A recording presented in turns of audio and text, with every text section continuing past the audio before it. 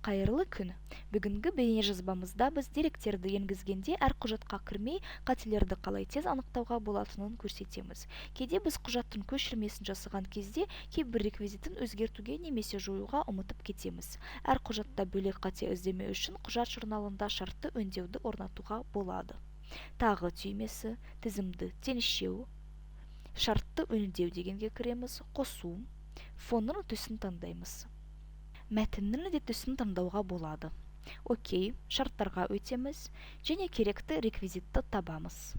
Ссылка, плюс белгісі, НДСті есепке алуды кейінге қалдыру,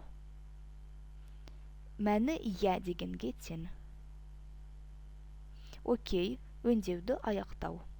Енді НДСті есепке алуды кейінге қалдыру таңбасы қойылған құжаттар біз таңдаған түске боялады.